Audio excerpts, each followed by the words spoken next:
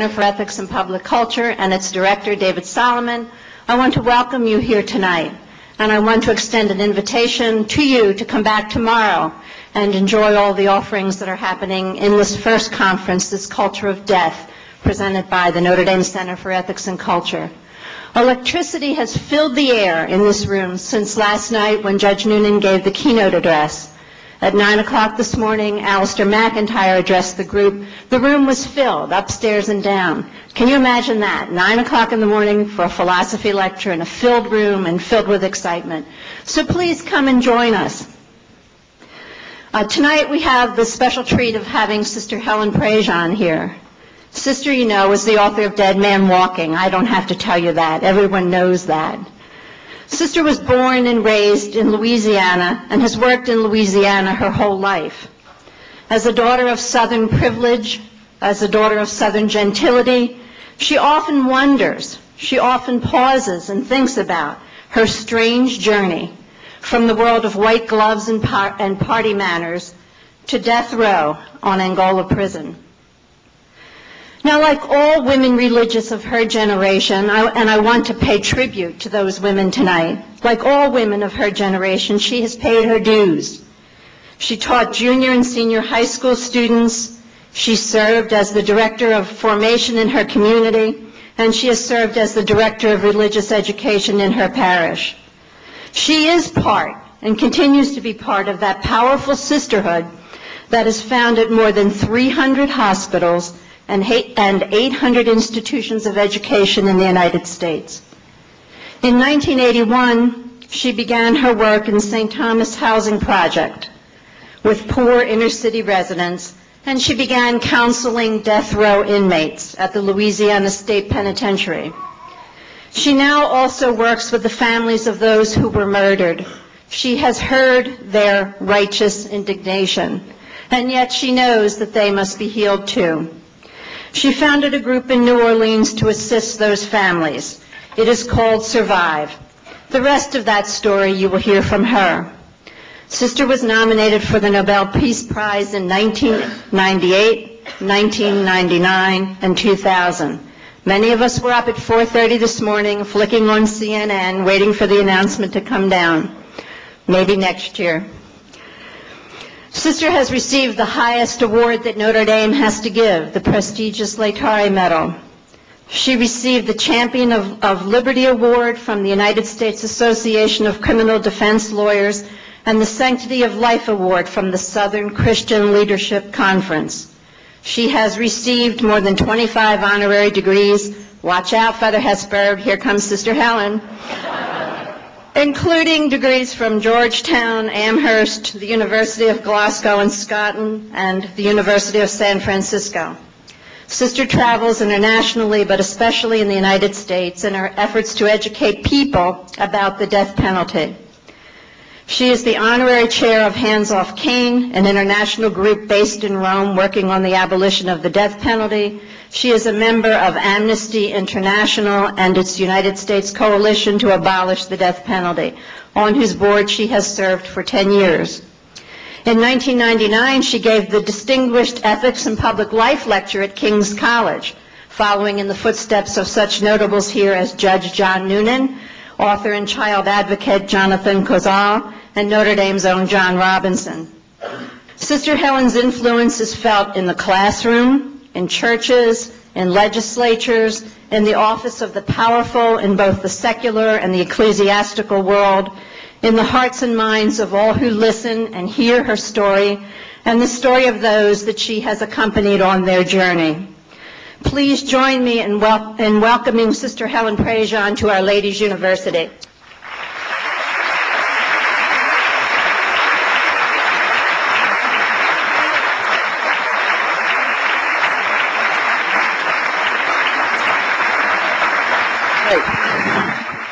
Thank you.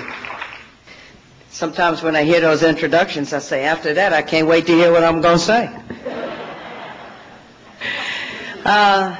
Dead Man Walking the Journey. What I want to do with you tonight is take you to some core aspects of my own journey, which is, as I travel this country and speak to groups, I take them with me on this through storytelling.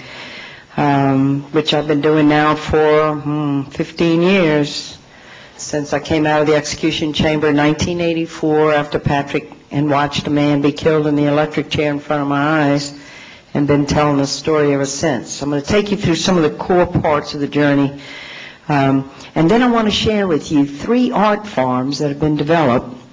The Opera of Dead Man Walking just opened in San Francisco, a modern opera.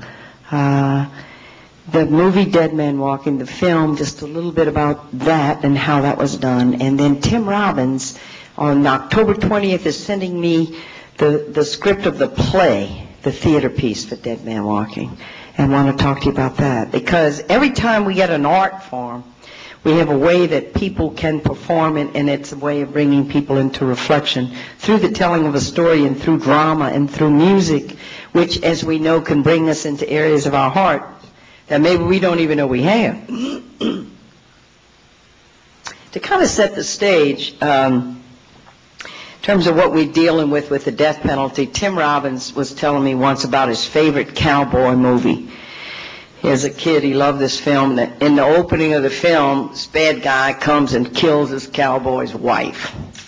And the whole movie is about the cowboy going to get the bad guy, killed his wife, to get revenge. The whole movie's about that. You come into the end of the movie, and he's got him. The guy's fallen over a rock. He doesn't have his gun. He's sprawled out in the sand. The guy's got his gun, and he's over him and pointing the gun right between his eyes. And the moment's arrived. And the cowboy says, "Nah, I'm better than you." Takes the gun, puts it in his holster, and rides off into the sunset.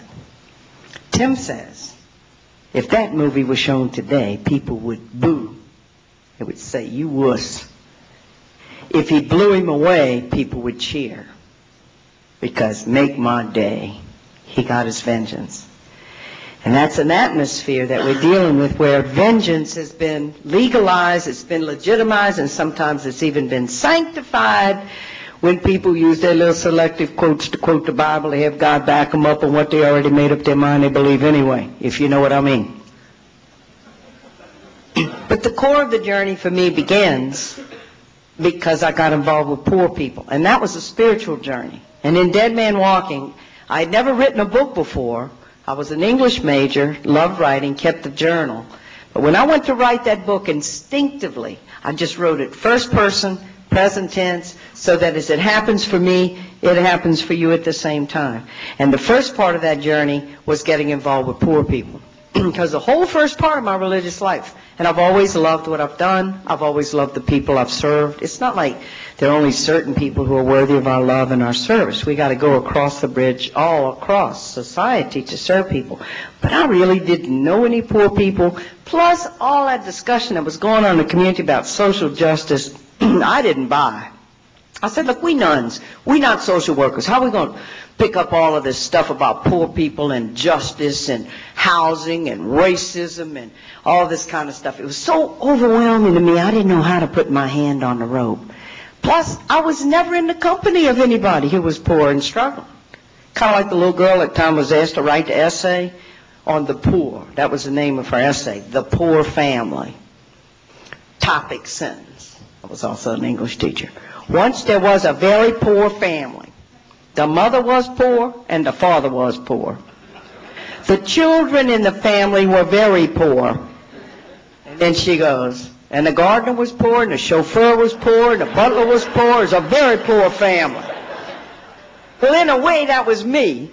Because if we're never in the company of people, we don't know. And so we're prone to believe every stereotypical thing we hear about those people, and they sucking up tax dollars, and they want to be on welfare. They could get a job if they wanted to, all that kind of stuff. The turning point in my heart came when Sister Maria Augusta Neal, this great sister, school sister de Namur, talked to us, gave us a conference for 3 days in Terre Haute, Indiana.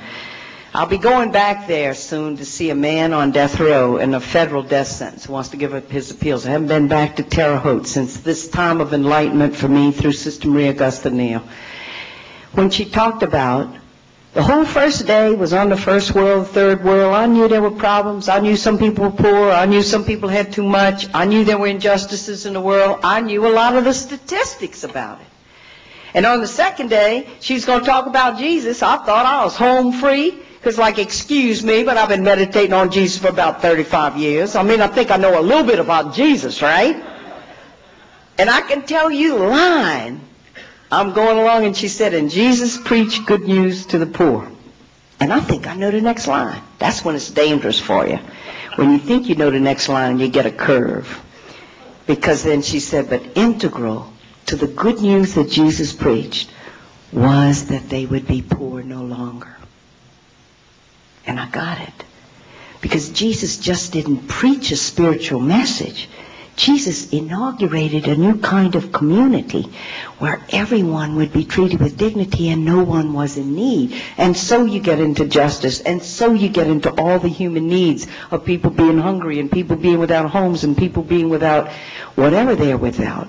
I got it for the first time. I had been working toward it, and I had been agitating around.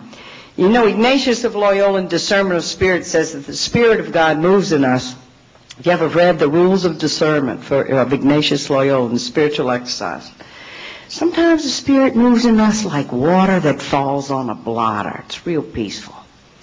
Sometimes the Spirit moves in us through agitation, when we need to jump the groove, get out of where we are. And I had been in a very agitated state about all that social justice stuff that was being debated in the community. And we kind of like divided into two teams, the spiritual sisters and the social justice sisters. And the spiritual people are saying, and I'm leading the pack, well, if the poor have God, they have everything. Not by bread alone do people live. And then on the other side, it's like justice. And our missionaries from Latin America challenging us. Nobody is with poor people.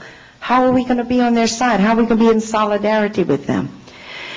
And when I heard us say that, an integral to the good news that Jesus preached was that they would be poor no longer, I started doing simple steps. It's all about pilgrimage. It's all about the following of Jesus and the imitation of Christ. Is not just at some spiritual level. It's in very physical steps that we take.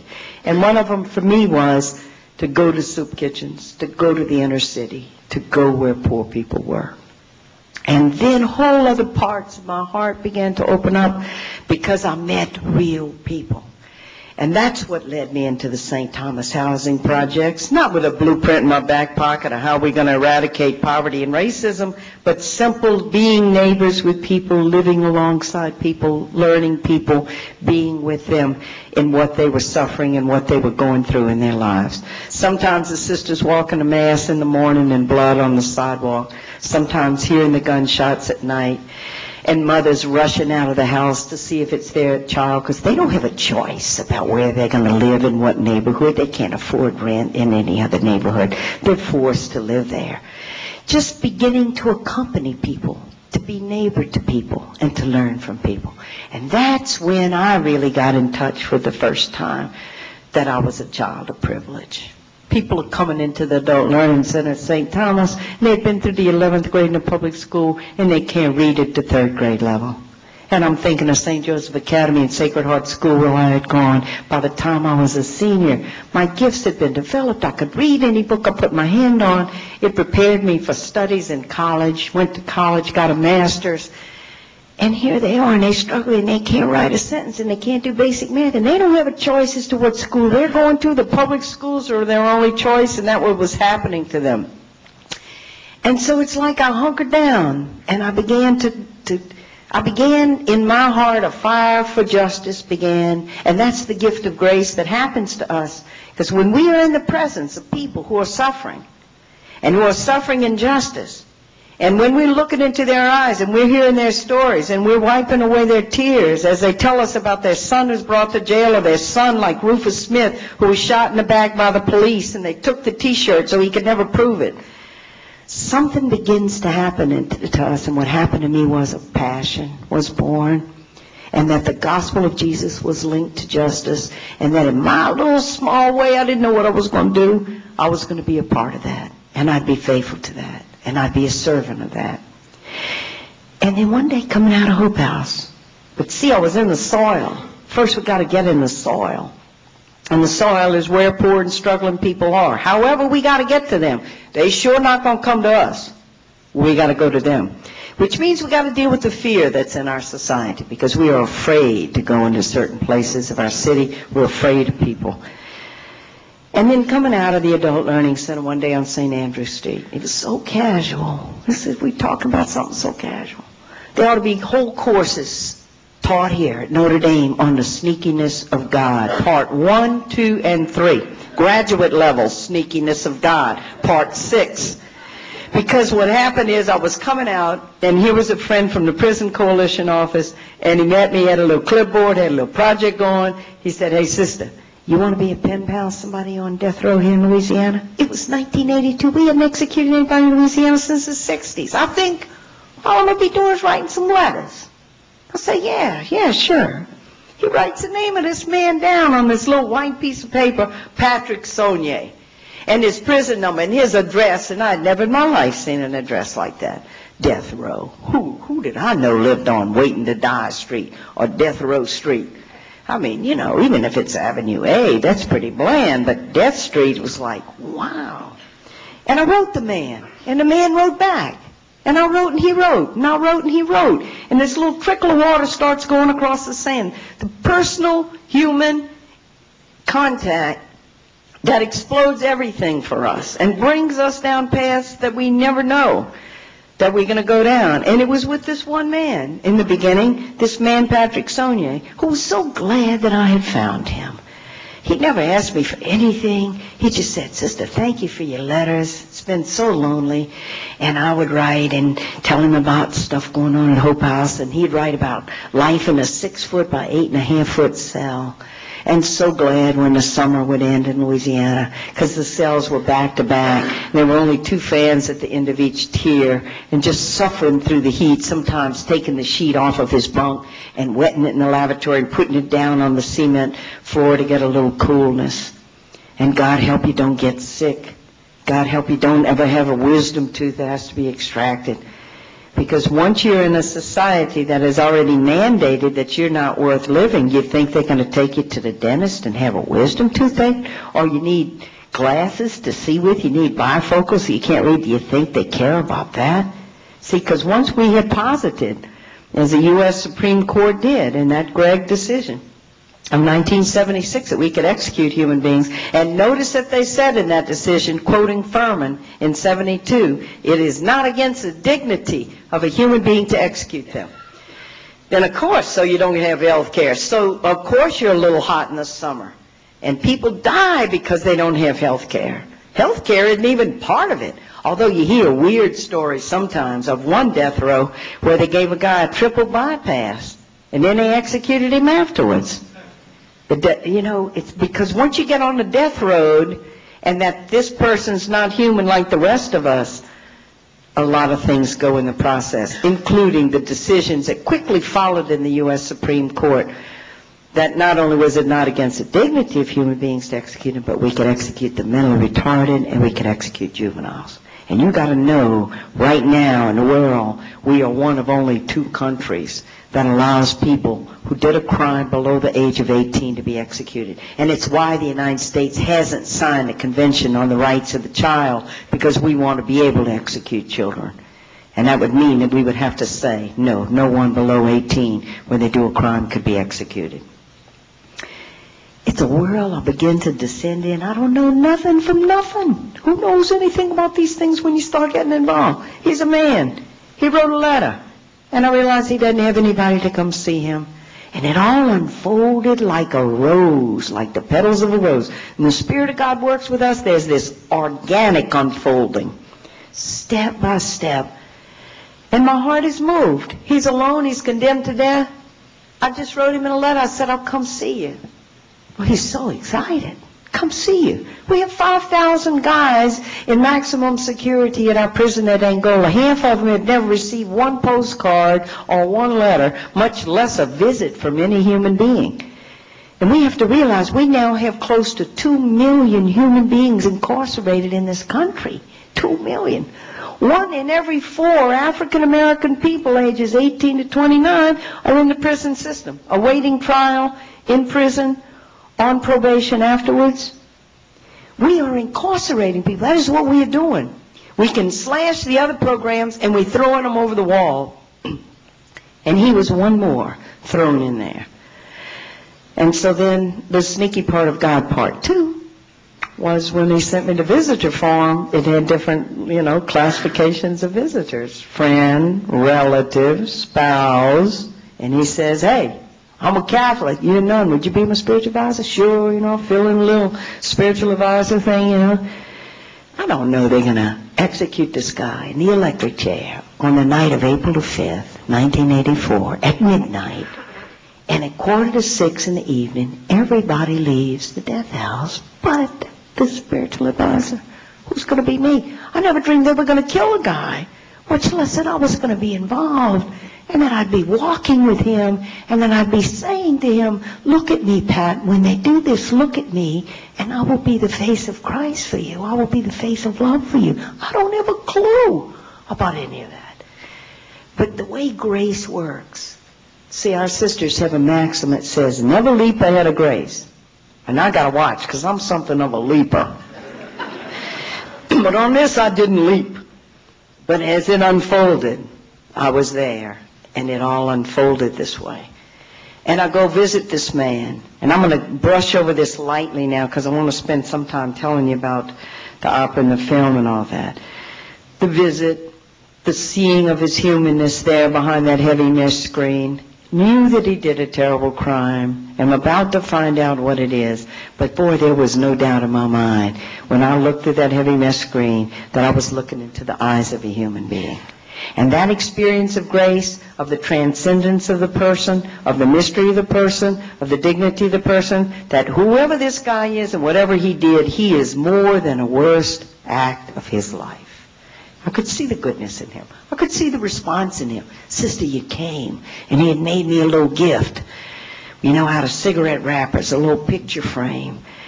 He said, you came all this way to see me, and the 2 hours flew by.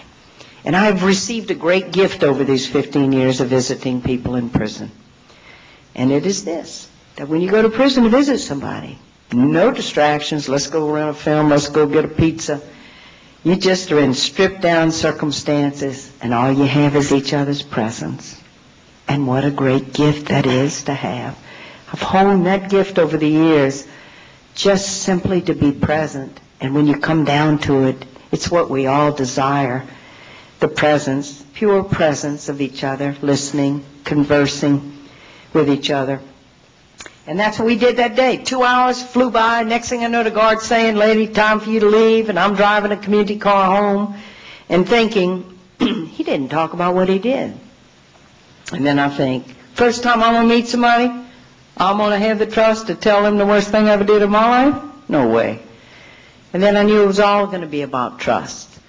And that it was all going to be about accompanying him and letting it unfold as it went along. Began to visit his brother. His brother got life, he got death. That was my first question about the legal system. My daddy was a lawyer. I really never thought that anybody on death row could be innocent. I thought it would just be a fluke if that ever happened. After all, don't we have the best court system in the world? After all, don't we have this long appeals process? That would be a fluke if that happened. You get an innocent person in there along with the guilty. I never thought it could happen. His case is complicated, but you are aware that we now have 87 innocent people who have come off of death row in this country. You are aware that over 90% of the American public now knows that innocent people are going in there along with the guilty.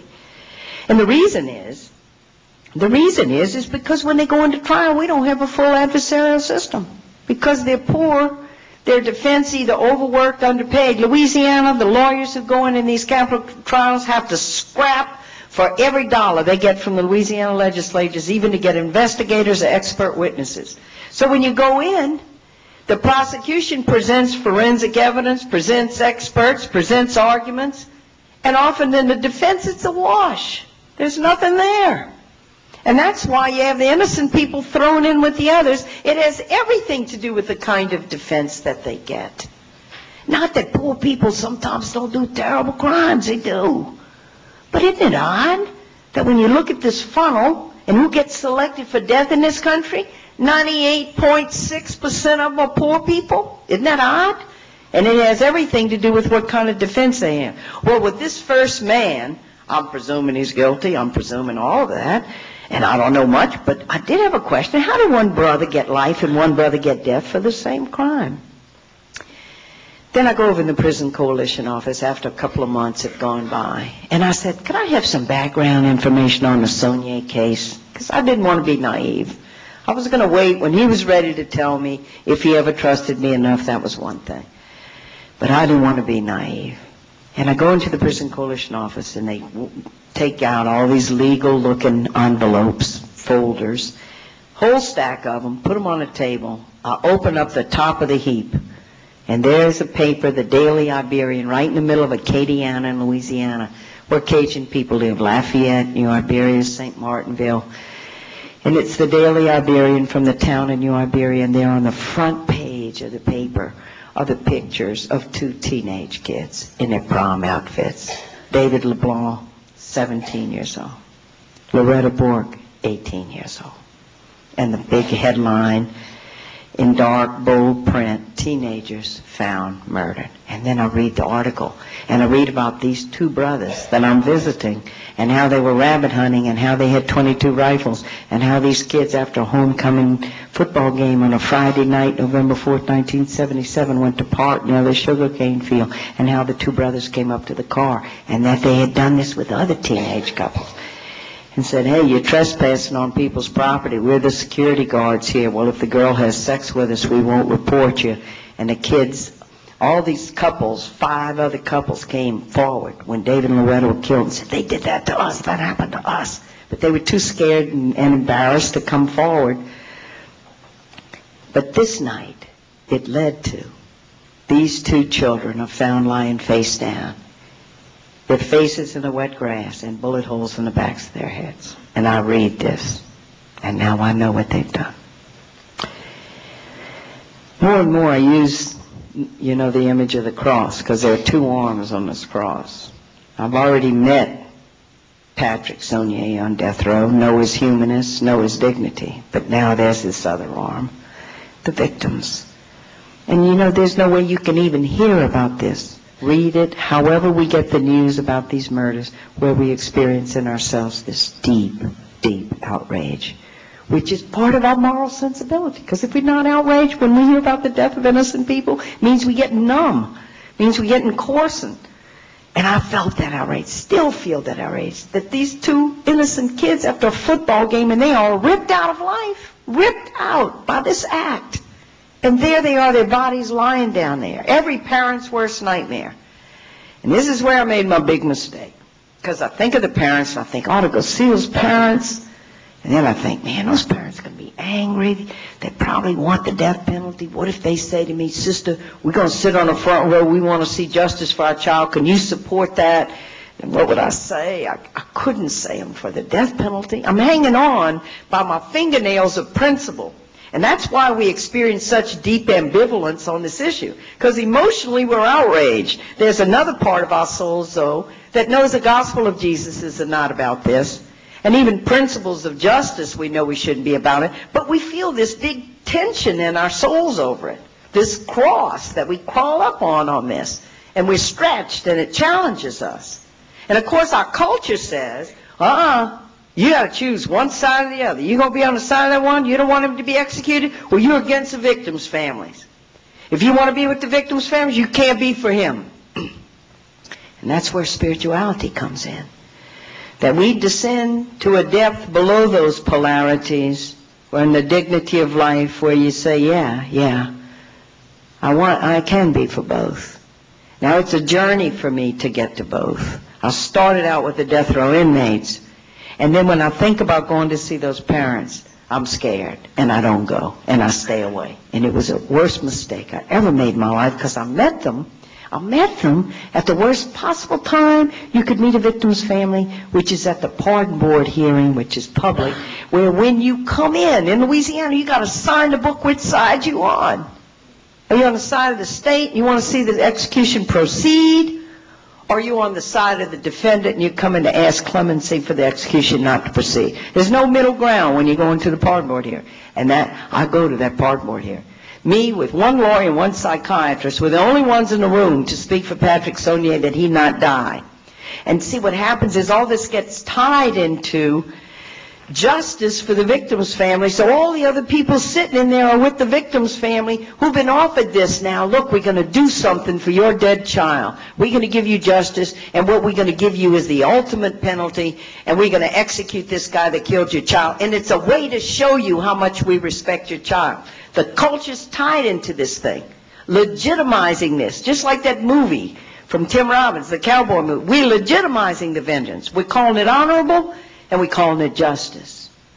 You never hear a politician say we're going to have a little vengeance here. Say we're going to have justice here. That's what you hear them saying. The meeting was over. The pardon board was voting. We were walking outside, and that's when I met him personally the first time. The Bourke family, whose daughter had been killed.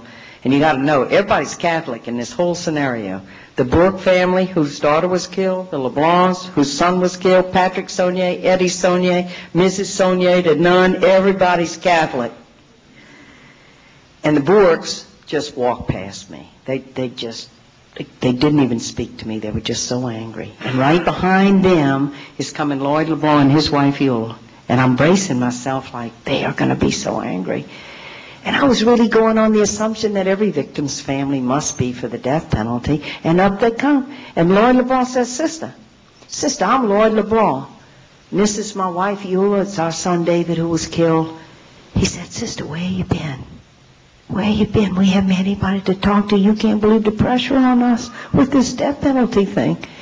And he had just been the one to speak for the victims' families, because Godfrey Bourke had said, look, when we talked before that pardon board, I'm too emotional. Lord, you got to talk for both the families, and you got to tell them what we want. And sure enough, he had stood up. What do the victims' families want? We want the execution to proceed. And now he's looking into my eyes, and he's saying, Sister, where you been? Because we haven't had anybody to talk to, and you can't believe the pressure on us. I was so wrong. And lame. I said, oh, Miss LeBlanc, I'm sorry. I didn't think you wanted to see me. And he's real Cajun, Frenchy. He goes, me, sister? But sister, you don't know what I think unless you're going to come talk to me. You're going to find out what I think. And I want to say, you don't know what a coward I am. And I had a good editor when I wrote Dead Man Walking. Jason Epstein was my editor. First draft, I kind of played this all down a little bit, that I was confused, had never done this before. And he says to me, Helen, it was cowardice, wasn't it? I mean, you were scared, weren't you? And I go, yeah. He said, look, when you write your book, write about your mistakes. And don't just take people with you on the peaks of all the waves when you do things great. Take them with you through the mistakes. Well, this was a big mistake. I didn't reach out to those families. And Lloyd LeBlanc, because of the grace in him, not me, he's the hero of Dead Man Walking.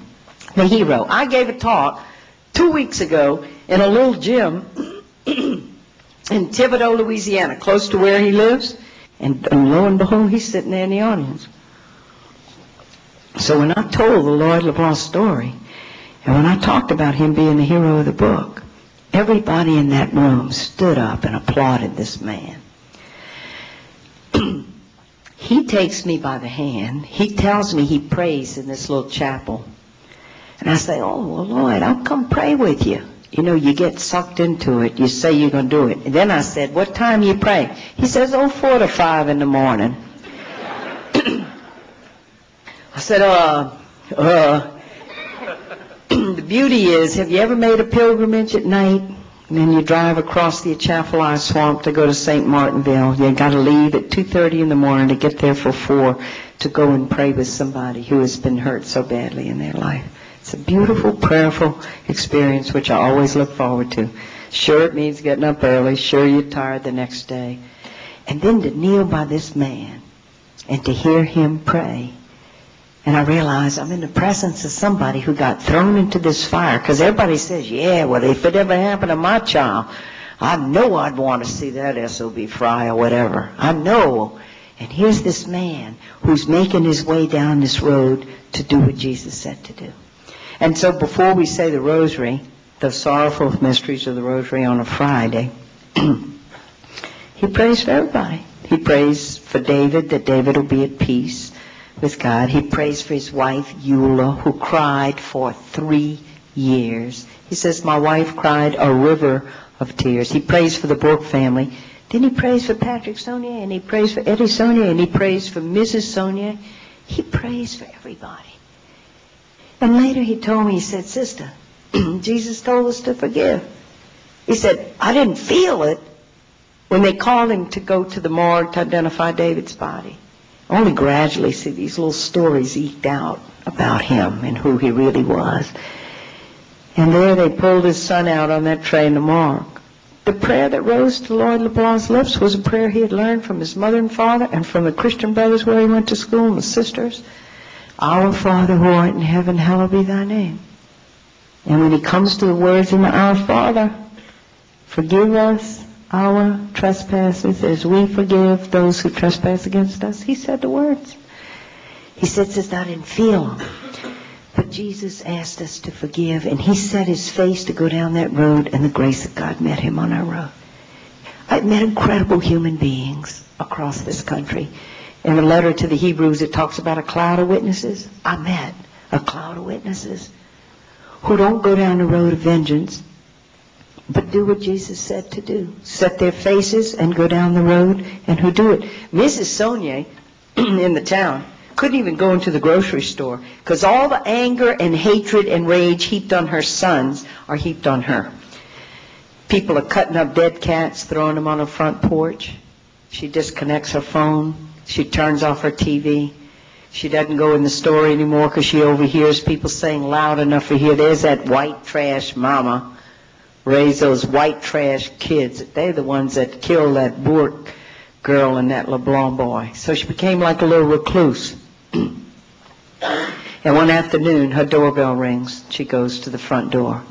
And standing at the front door is Lloyd LeBlanc with a basket of fruit. He said, Miss Sonia, can I come in? She lets him in.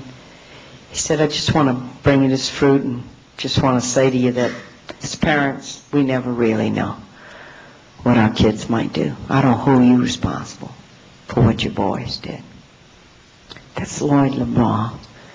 And he's the first one that began to take me down that trail of tears with the victims' families. And I keep thinking of the image of the cross. And I know that Jesus were here today in the flesh, would have one arm around that death row inmate saying, I know he did a terrible crime, or she. We have over 50 women on death row. But she, too, is my beloved daughter, my beloved son, and the victim's family. And here's the thing I'm going to learn when I start going to the victim's family support groups, is how alone they are. Everybody was leaving them alone. I should have known from my own mistake. But people are saying things like, after the funeral, nobody came to see us. Or I try to talk about my daughter, people change the subject because they don't want to. They say, well, Marilyn, shouldn't you be past that by now? They don't know how to deal with our pain, so they stay away from us. I realize victims' families are pariahs on one end of this, and death row inmates are pariahs on the other end. The beauty of being church, the beauty of following the gospel of Jesus, is that we can be on both sides. Victims' family need the arms of the community around them. So the bishop in Lafayette, where these murders happened, Lloyd LeBlanc sent him a letter. He said, how come we see people with the death row inmates, but you never see any people with the church with the victims' families?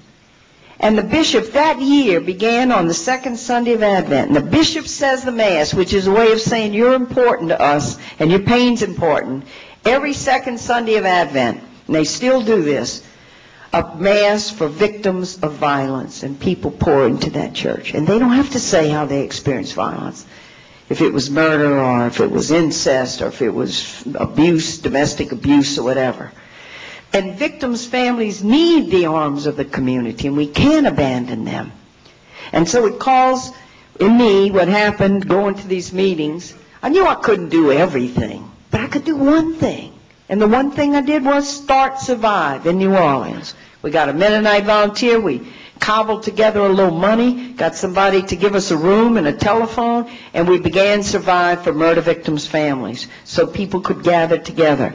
Just to have accompaniment to be able to say in a safe situation, vent their anger at God, their anger at everybody, their guilt, and to be able to even say out loud the terrible details of what had happened to their child till finally they can get it out and finally they can be healed.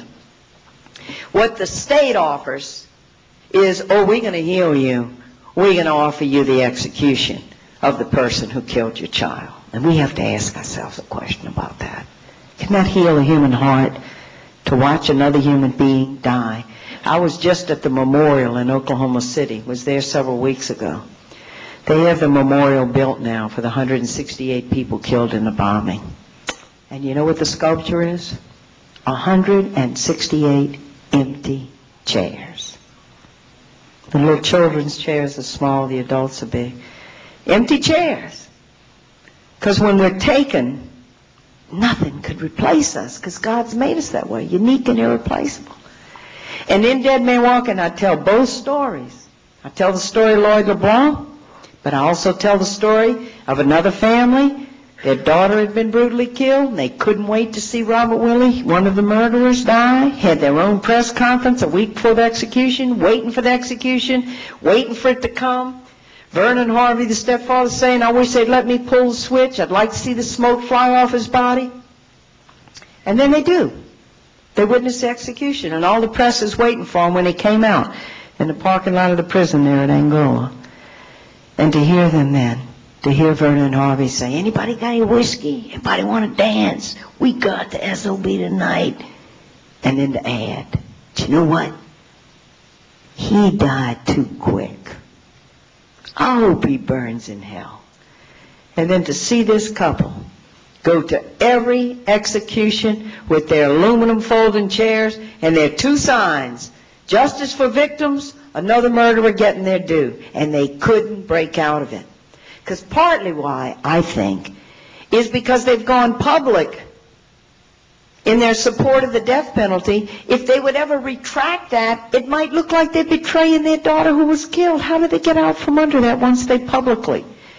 I mean, and you look at the pressure that's involved with the death penalty. Not just victims' families doing this. District attorneys. Once they lay down that gauntlet that they're going to go for the death penalty, how do they get out of it? These 87 innocent people that have come off a death row, and you'll see it on 48 Hours, or you'll see it on 60 Minutes, or you'll see it on 2020. It's clear the person was innocent, and they go and they're interviewing the DAs. They're sticking by their story. They're sticking by it, saying, I know it says that. I really believe we did the right thing. That person was guilty. How are they in front of God and everybody in the whole public going to say we made a mistake? And juries get involved with this. We ask people to be God. We ask people to go behind closed doors. Now, look, we're going to give you the facts, both sides. Of course, they don't always get them on both sides because of the poor system. And then you go and you make a decision. We had a case in Louisiana where recently a jury, it was like on retrial for the fourth time. A man had not only killed one person, but he had shot and he had killed 3 people and is reloading to kill a 4th person. Now, it sure looks like he should get the death penalty, doesn't it?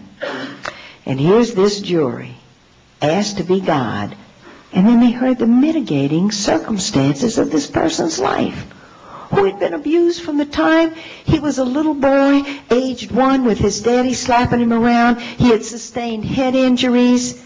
He had nothing but abuse his whole life, and one day he exploded in violence. Now that jury is supposed to go look at the heinousness, the terribleness of the crime, look at the mitigation of here we have an abused human being his whole life. His mother tried to get mental health for him. They turned him down. The state did nothing for him. Then he explodes in violence, and now he's supposed to be killed. And what's that jury going to do?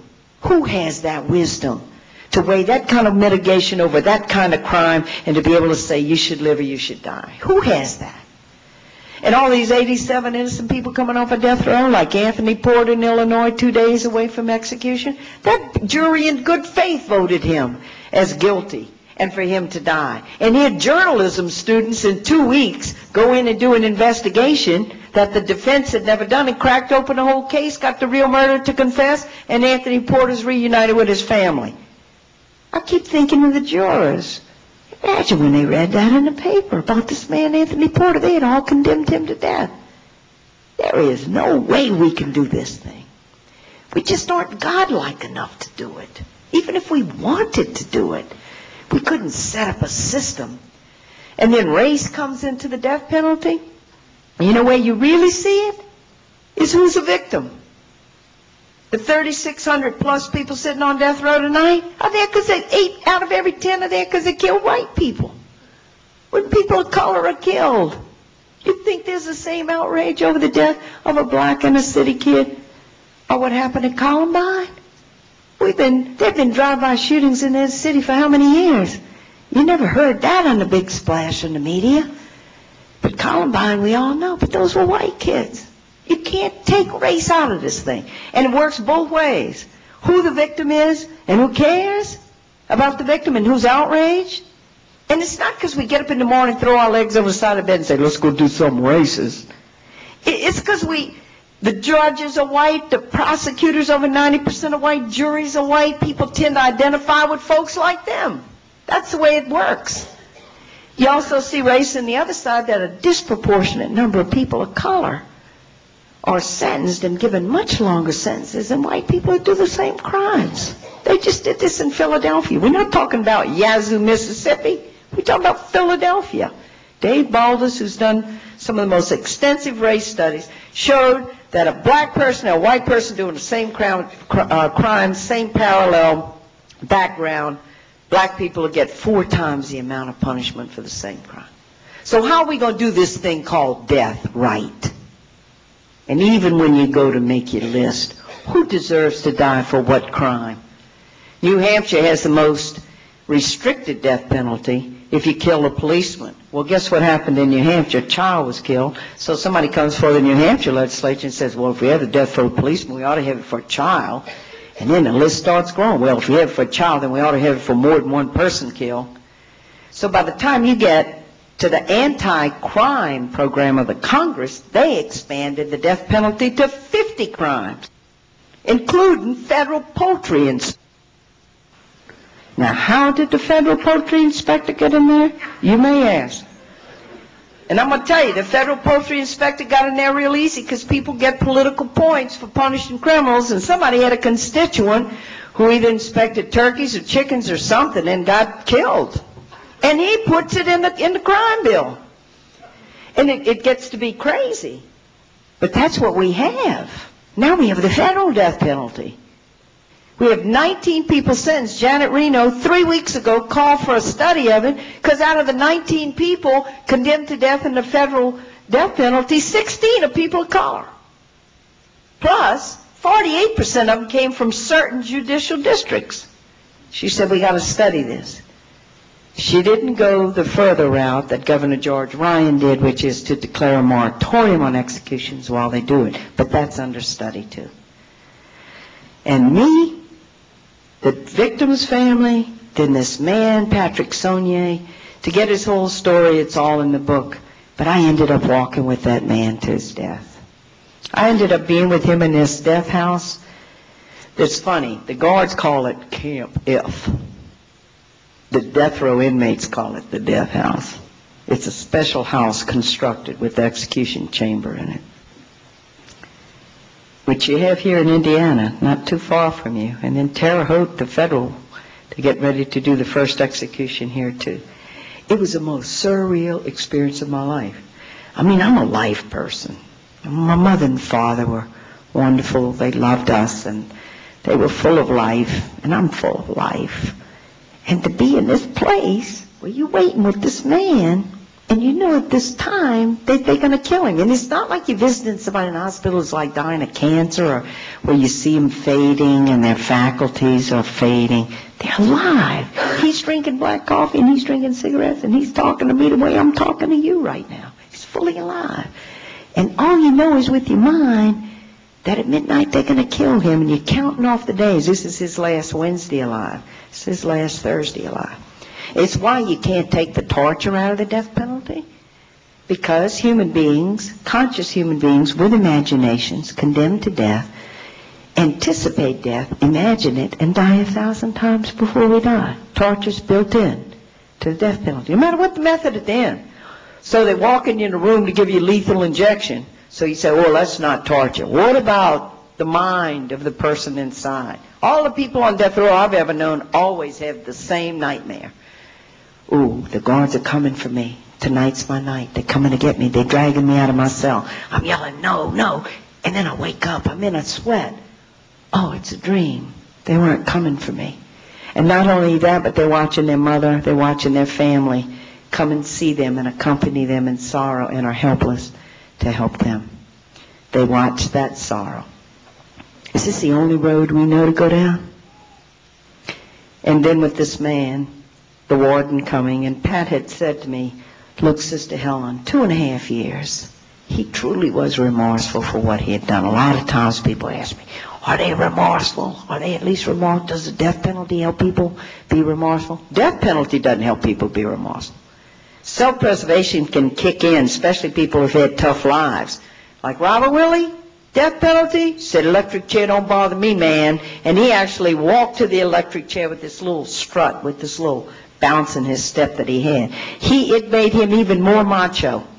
Because for remorse to happen, the human heart has to be moved by love to be able to enter into the pain of another human being and to say, I'm sorry for that. Threat of death by the state does not necessarily change the human heart. Love changes the human heart. Presence changes the human heart. But for Patrick Sonnier, and I have his Bible, and the Psalms underlined like Psalm 31, oh God, you are my rock, on you I take my stand. He truly had gone through the sorrow for what had happened. And to get the whole story, you can read the book. But the truth was Eddie was the one who killed the teenage kids. He was volatile. He was emotional. He had that gun in his hand, and he shot him and he killed him. And Pat died. And there's another story. One brother lived, one brother died. And how did that brother not go crazy when his brother was executed? How did he not? I'd follow up with Eddie. He's like a brother. I visit him. And he's in prison. He's never going to get out. And he works in a welding shop. And he's not volatile anymore. He's learned self-control in the prison. And he's begun to do loving acts for the other prisoners, like older people that they call pops in the dorm.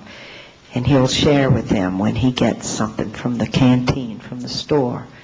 Ways that you can see that he's developing as a human being. And Pat had said to me, though, when it started getting close, look, sister, you can't be there at the end because it was electrocution. He said it could scar you to watch this. And he was trying to protect me, of course. And I said to him, Pat, look, Pat, there is no way you're going to die alone. Some people say to me, oh, you have such courage. When grace buoys us up to do something, you don't experience it as courage. You experience it that you absolutely, and that's what I said to him, Pat, there is no way you're going to die alone. I will be the face of Christ for you, the face of love. You look at me, Pat. You look at me when they do this. And that's what happened. And I walked with him, read to him from Isaiah 43. Sure enough, and they're strapping him in, and he's finding my face with the witnesses, and I put out my hand like this, stood up for him to see me. And I carry his face inside of me, and the face of 4 other human beings who were put to death in front of my eyes. And when I came out of the execution chamber that night, I didn't know what I was going to do. We don't even know how it changed. I compare it to baptism and some kind of indelible mark made on your soul. You don't even know the changes that have happened inside of you. All I knew was, and I was very clear about this, I had been a witness. And so it was my job to get out and start telling the story, because people are good and decent people, and they're not going to keep saying yes to this. If somebody could bring them there, and if somebody could tell them what they knew about the death penalty, they would choose the alternative. And that was the night of April 5th, 1984. And I've been doing it ever since. Not because I'm brave, not because I'm heroic, but because the fidelity demands it, integrity demands it. I've been there, I've been the witness. And now across this country, I have crisscrossed this country. I have traveled much more than any politician running for any office ever traveled. To audiences, to people in universities, in schools, in churches, especially little church groups, peace and justice groups in the parish, and they invite other people in the city to come hear about the death penalty. And I've learned how to take people through the journey, learned how to do it. And I'll tell you what gives me hope? People respond. It's not like they're wedded to the death penalty. And important for people to know that there is an alternative. Because sometimes people say, oh, well, I saw this on 2020, a Parade magazine, a Reader's Digest. This murderer, and they got out and he killed again. The only way we can be safe is if we kill these people. We got to do that to be safe. And people need to know that over the last 10 years, state legislatures all over this country have tightened up sentencing for first degree of felony murder, and people are not walking out of prison in a few short years. States either have life without parole or they have mandatory long-term imprisonment for people who are sentenced under that. And we need to know that, because that's an argument of safety. That's not an argument of vengeance. And that's part of the whole educational thing. Just a little bit about Catholic teaching. There's a man by the name of Joseph Odell in Virginia. This is 1997. One day the phone rings. A young woman by the name of Laurie Urs, who started working with one of the Innocence Projects, called me up. Said, sister, there's this man, Joseph Odell in Virginia. They're getting ready to execute him. He's asking for a DNA test which would prove his innocence. They won't let him have the DNA test. Would you come to Richmond and do a press conference? Because, you were Susan Sarandon in the movie. And, well, we think the press will come if you come. And so I begin to experience the celebrity status as servanthood, because you get called to do things just because people know about you. So I'll say, yeah, I'll come. Do the press conference in Richmond. Try to call attention to Joseph's case, to try to put some pressure on the governor. Italy gets involved in Joseph Odell. Now, I don't know what it is about Italy, but you got to know this. It's the pasta, it's the faith, it's the combination of the pasta and the faith. But members of the Italian parliament saw about the Joseph Odell case. They sent over a delegation to go meet with Joseph Odell, to go meet with the governor. The mayor of Palermo comes over to meet Joseph Odell. And the prison is nervous because he took on the mafia. So they go, here comes this Italian mayor connected with the mafia coming to see the guy on death row. I mean, when Joseph was executed, it was security like you couldn't believe. Helicopters circling the prison, guards, because they thought they might try to have the mafia come take Joseph out. I mean, they think security. They exaggerate a little bit sometimes, but they think security. Italy starts getting involved in the case of Joseph Odell. People are protesting in St. Peter's Square. Free Joseph Odell. Give him the DNA test. The Pope says, who's Joseph Odell? They say, well, so they bring the Pope through it. The Pope gets involved. The Pope calls the governor of Virginia. Mother Teresa gets involved. She calls the governor of Virginia. Plus, she sent a note to Scalia through his parish priest. And Mother Teresa deals with you when she wants to tell you something. Like, what are you doing making these decisions about this man? Everybody's getting involved with Joseph Odell. Well, the tragedy is that when nothing works. I mean, and the governor of Virginia is saying, man, I'm getting out. He got 10,000 telegrams, faxes, messages, calls from Italy. 10,000. Including the Pope and Mother Teresa. And he goes, they're not my constituents. They don't vote. He flicked them all off. And the execution of Joseph Odell proceeded. The mayor of Palermo had told Joseph, if they kill you, we're going to ship your body to Palermo. We're going to make you an honorary citizen. We're going to bury you in Palermo. So it ends up that we're moving to the execution. Before that happened, though, the Italian parliament invites lawyers, this young woman who's now gone through law school, is a defender of human rights for her clients, to come to Italy to give talks. And so she called me and she said, Helen, I'm going to see the Pope. It would be a chance for you to see the Pope. Why don't you come with me? But I had a friend who was dying of breast cancer, and I knew I couldn't go. She said, well, look, write a letter. Well, for 14 years, I've been wanting to write a letter to the Pope about the death penalty, because I was working with it closely. And I knew if I could ever just have a chance to talk to him, because, he visited the United States 4 other times before he came to St. Louis. Never mentioned death penalty. Whenever the pro-life issues were out there, death penalty was never in there. Traditional teaching of the church was to uphold the right of the state to take life. Then things started moving in the other direction. In the encyclical, the Gospel of Life, the Pope pushed the death penalty to the very edge, said it ought to be rare if not non-existent. Modern societies have alternatives through incarceration, but he left a great big old loophole in that encyclical, which was, in cases of absolute necessity, the state can execute. So you have the encyclical, you have the catechism, which in section 2266 upheld a criteria which said for grave or grievous crimes the state could execute, which is a criteria used by anybody, any legislator that's in favor of the death penalty. So we were solidly in there on the side of upholding the death penalty. And I said, Dear Holy Father, I've accompanied 5 people to their death, and in your encyclical Gospel of Life, you upheld the dignity of life. But, Your Holiness, how can we uphold the dignity of people who are being tortured and being led to their death? How can we say we are upholding their dignity? No matter what crime they have done to torture a human being and then to kill them, most of them have said to me, Sister, pray that God holds up my legs. And then I said, your encyclical was great because then you moved us to an alternative, but you left this great big old loophole. And luckily, providentially, the BBC was doing a story, and they interviewed the Catholic District Attorney Harry Connick Sr. in New Orleans, who goes for the death penalty every chance he gets.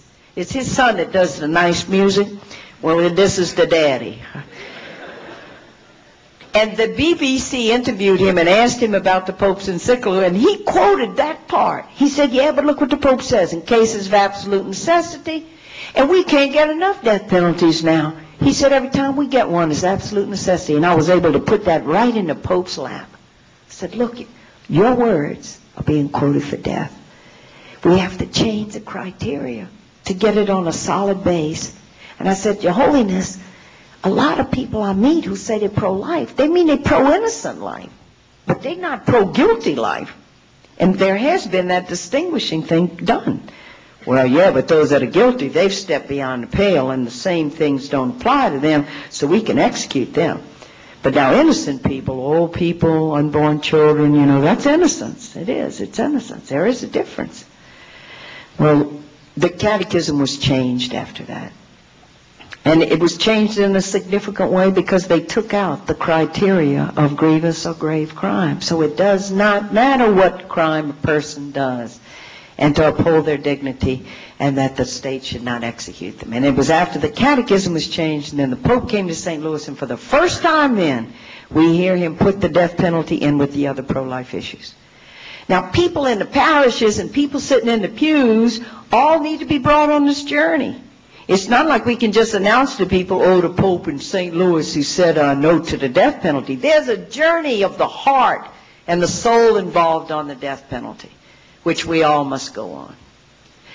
Let me just take you into the opera, the film, and the play that Tim Robbins is doing, because it's a way to also help people reflect on this. The movie was done first. That was done in close collaboration with Tim Robbins and Susan Sarandon.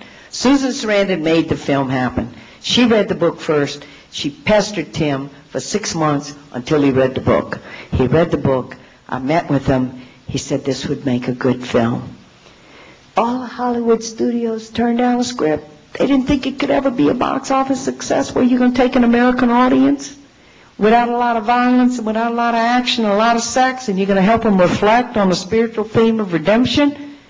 They said, Tim, it's downer. Tim, it's downer. You got a nun in it. We got no romantic element unless you'd let us spice it up, which they were all too keen to do, which is exactly why people say, how'd you let Hollywood do the movie? I said, Hollywood didn't do the movie. Susan Sarandon did the movie. Tim said, but it has a story of redemption in it. They said, Tim, he's going to be executed in the end. The guy did a terrible crime. Nobody's going to want to see this film. Well, we all know what happened. The film came out. People stood in long lines in the snow to see it. Susan was nominated for the Academy Award, received it on the Feast of the Annunciation, March the 25th, 1996, with 1.3 billion people in the world watching, and the film was given over to the world. You know, I always wondered, Jesus was saying, preach the gospel to every nation. There's a dynamic in the gospel that moves it out to the world. And that's definitely happened with this. Of all issues, the death penalty. When I'm starting this, people going, Helen, that's so controversial and emotional. People never going to be able to be persuaded on this. And so the film's out there, and the film is not a polemic against the death penalty. You know who was most disappointed in the film? The criminal defense lawyers. They wanted all arguments in there about how racist it was and unfair. But all it does is it takes people over to both arms of the cross. It takes them over to the victim's side, takes them to the death row side, and then at the end you see the execution. You see victims' families complex. One victim's family's for vengeance, the other, Earl Delacroix, whose name means cross. You see him trying to get out from under the rock of the vengeance. The opera. A man by the name of Lotfi Mansouri is the director of the opera in San Francisco. He likes to do the classic things, but he says we need to have a modern opera. He calls together Terrence McNally and a young composer by the name of Jake Hagee, puts them in a room together, says, why don't y'all see if y'all can come up with an opera? Well, they meet, they don't come up with an opera, and they couldn't agree. Jake suggested something light. Terrence didn't like it. They part. This is kind of like, I guess, like in vitro fertilization. He gave him some time, then he brings them together again. And he said, talk about an opera. And they do. And Terrence McNally has Dead Man Walking. And they clicked. And it took them 2 years, and it opened the other night. Now, I don't go to operas much. The journalists, there are 90 journalists from all over the world came to this opera. And so they were interviewing me saying, Sister, do you like the opera? And I go, well, I've been to 3. I went to Aida, La Boheme, and Dead Man Walking. This is my 3rd opera, which is not a whole lot of opera going. But you had to be there. The audience was 3,248 people. It was packed. There were people standing in the doorways. And I'm going, can they get it? Can they get it? I mean, I'd seen the libretto. I knew it had, I said, as long as you have the story of redemption in it, I trust you guys to do this. And it opens with the crime. The prologue is the crime, and you see everybody's a witness, watches 2 teenagers get killed, innocent kids. So everybody starts out with the outrage. Because we've all witnessed this, the killing of 2 innocent people. We know who did it, and his name is Joe DeRoche. We know who did it, and he's hard, and he's tough. And then you see me coming in. Susan Graham plays me, a mezzo. Normally mezzos don't play the lead roles, but Jake was saying, with all your struggles between the victims' families, we didn't think it called for somebody knocking off higher C's. So as a mezzo, she got to play the lead role. She says, normally I'm a prostitute and things, because you got a lower voice. It's interesting because it's like we code voices. You know how the good guys used to wear the white hats and the bad guys, well, they do that with voices. High voices, good people, low voices, bad people, in opera. So here you got a mezzo, and she's me. And my whole theme in it is my journey, just like I'm talking to you tonight. But what happens is, then you see me going visiting the guy on death row, and he's tough. And God, the way they do the sets is so powerful. Going into the prison, silhouettes, lights. And then the turning point comes. Now, the biggest opera star is Frederica von Stade. I don't know if you've ever heard of her. She was given first choice of all the roles. She didn't choose to be the nun. She chose to be the mother of the death row inmate. And so everybody's on this journey, outraged about this guy, seeing that he's hard as nails, he's not changing, he's not remorseful, and you come to the pardon board hearing, and Frederica von Stade, as the mother of this man, appeals to the pardon board for her son. And she goes up, she has a little purse, has little spandex pants, little blouse, comes up, and I've witnessed this. This is what brought me to tears in the opera. I have watched these mothers come before pardon boards to plead for their children, and you know that pardon board is no more listening to them than flying the moon. They already got their marching orders from the governor. You know they're going to condemn them to death. And she captured this. She goes up and she goes, do I talk here? Do I talk? And she opens up her purse and pulls out her notes and begins to sing about her son, Joey. who did this terrible thing. And she said, I know if it had happened to my child, I would probably feel like you, but don't kill my Joe. And she begins to sing then, haven't we all suffered enough? Haven't we all suffered enough? And you could feel the audience. It's just like, oh my God, there's another victim's family here. Now this other little family comes onto the stage. And in the last scene, when she visits him with the two other sons, they say, Sister Helen, take a picture of us. And so the Sister Helen character clicks this camera, and when the flash goes off, for a moment, a light comes and bathes this little family in light who just stands there. And then they take leave. And then they take you through, well, of course, the victim's family going through there, kind of like in the film complex, one all for vengeance, one trying to make his way out. And then the whole audience witnesses the execution. And if you've ever seen a gurney is shaped like a crucifix. It's a cruciform position like this. And they put him on the gurney, and he's crying. I mean, he really is crying. I mean, he's sobbing. He's sobbing and singing at the same time. I mean, it was tremendous acting. John Packard, who did this. And they lift him up before the whole crowd, and he says his last words. He asks for forgiveness. And then they put him down. And there's a minute and a half of silence in the opera. All you hear is the machine going, everybody else is away, and you watch him die. One woman was sitting next to a man, he began to cry. I mean, people were brought so close to this thing.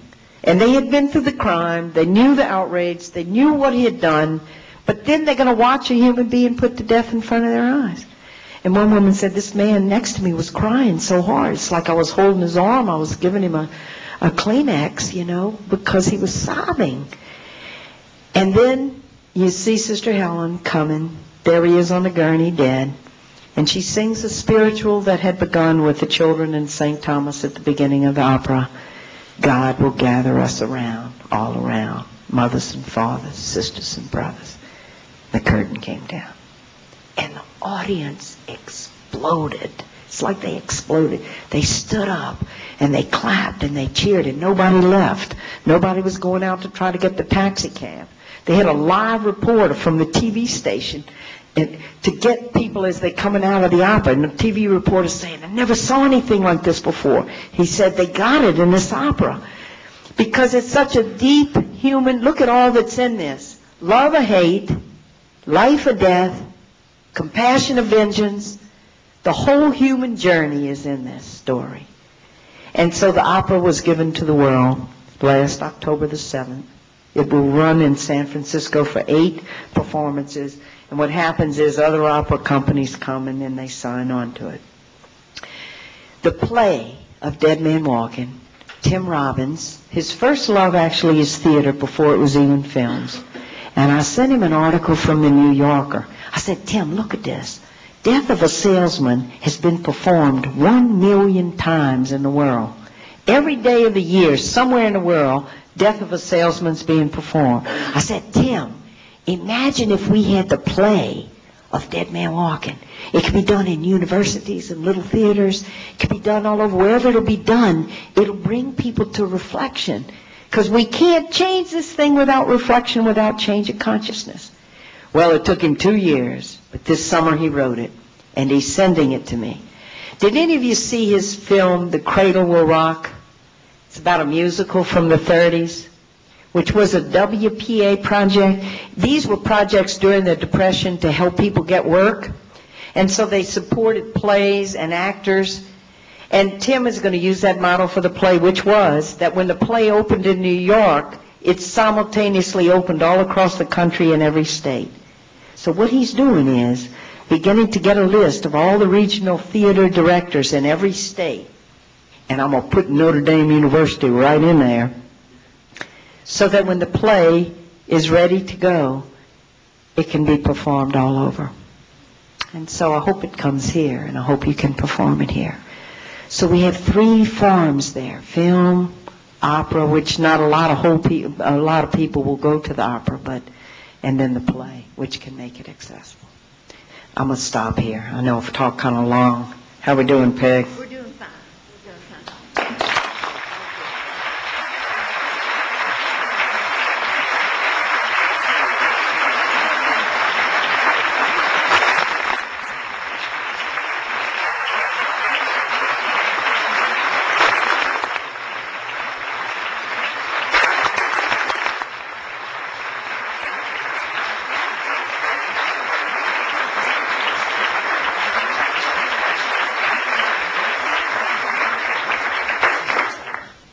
Sister Helen has graciously consented to answer questions for a little while. Also, when you leave here and Sister leaves here, she's also graciously agreed to autograph any books that you want. So we've set up in the room across the hall a place where you can purchase Dead Man Walking if you want to purchase it. And Sister will sit at a table and she'll sign until her arm falls off or you leave. I'm not sure which will occur first. In addition, those of you who have been at the conference know that you have a petition regarding the death penalty in your folders. If Sister sent those along for you to take a look at and sign if you wish. For those of you who are not at the conference but are guests here tonight, those petitions are available to you at the registration desk. Let me turn it back to Sister, and Sister will be glad to take your questions for a little while. Those petitions are calling for a moratorium on the death penalty. And so the students here especially, if you want to take blank ones to get other people to sign, or anybody here for that matter. Moratorium says, let's stop the killing while we take a look and see if this is the road we want to go down. We know the answer to that. But just to stop the killing would be a graceful way to get out from under the death penalty, kind of like the ceasefire in a war. I also want to put it out there that we had Susan Sarandon and Susan Graham, who was me in the opera, and me sign some books.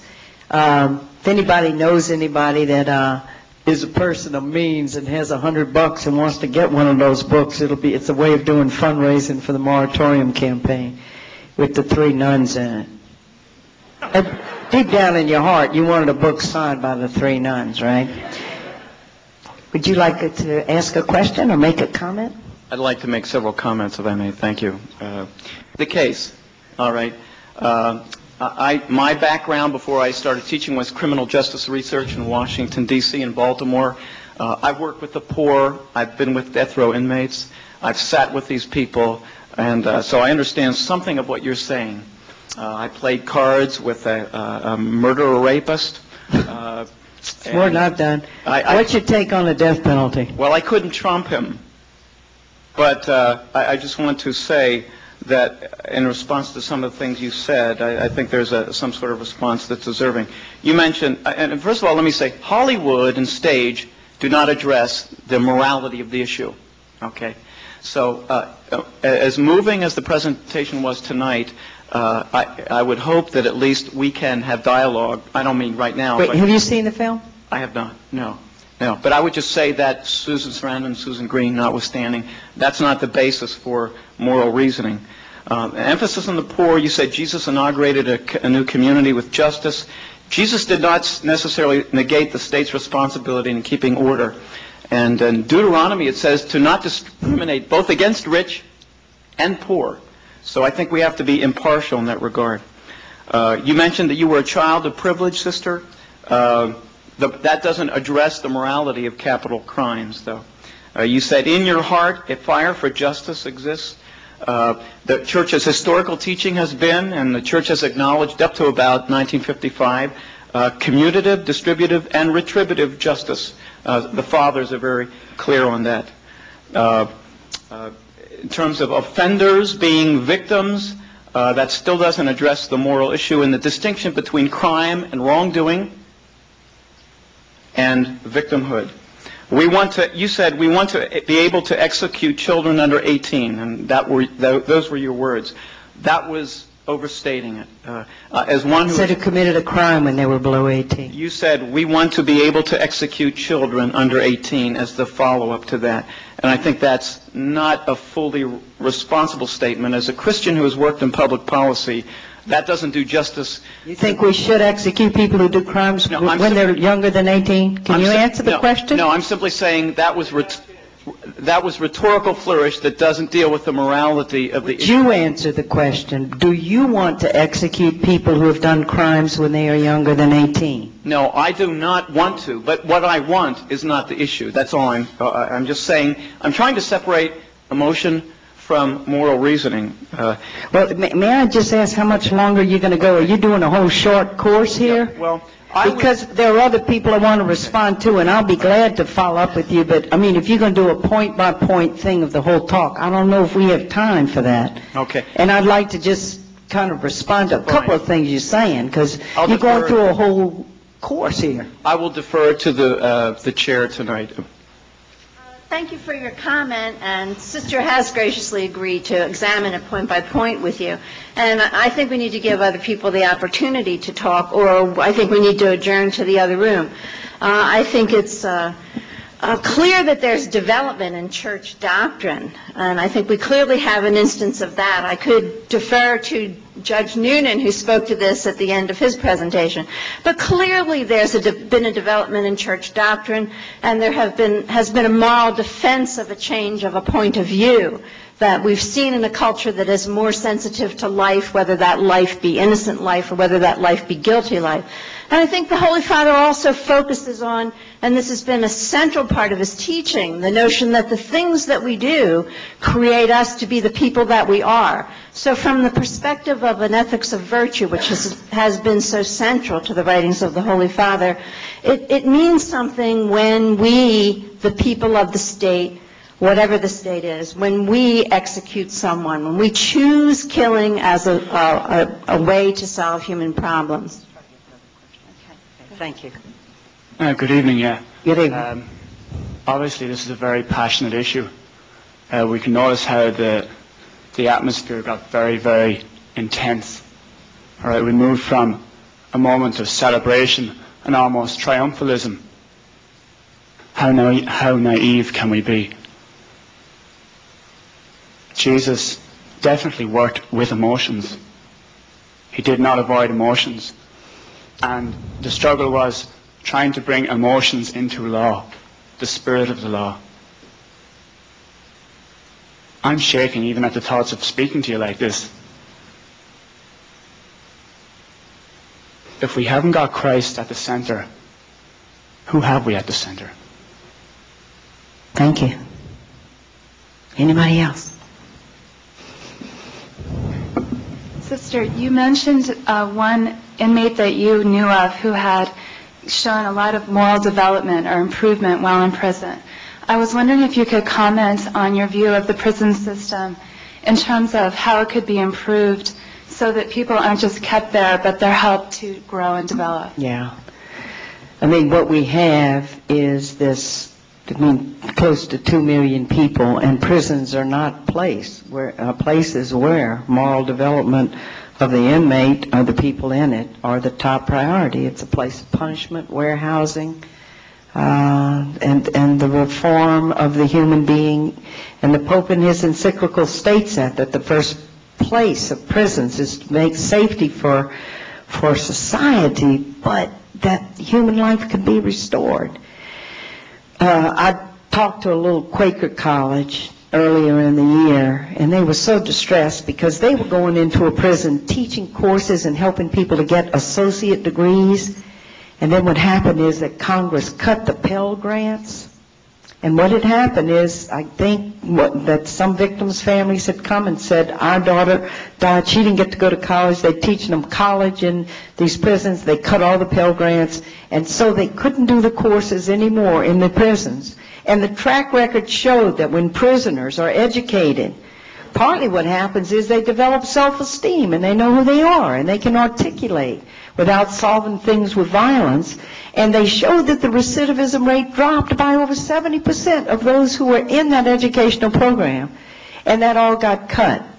There's no emphasis on, or very little, on restoring human beings. And I give a lot of talks across this country, and we have a lot of people who are in criminal justice now simply because so many prisons have been built and people are going into prisons to work. Anybody sitting in here tonight who's thinking of going into that, there is a great need for human beings to go into prison. And there's a great need for prison visitation.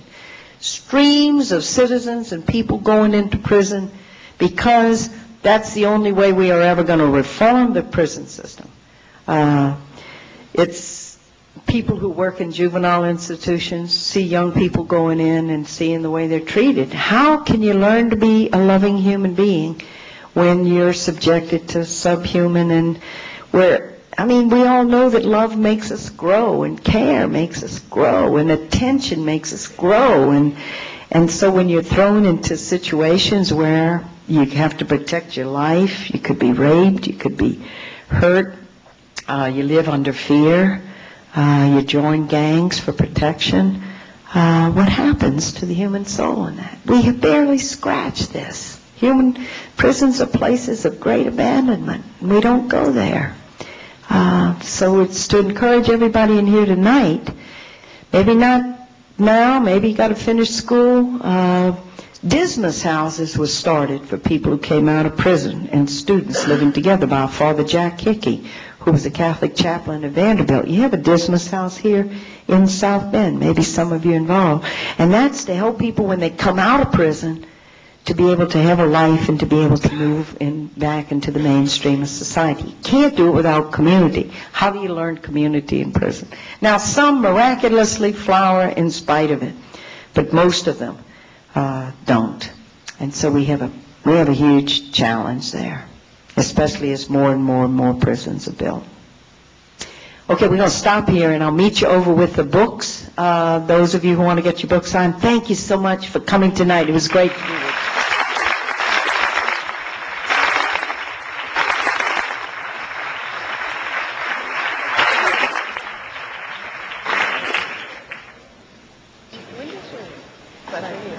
Yeah, I just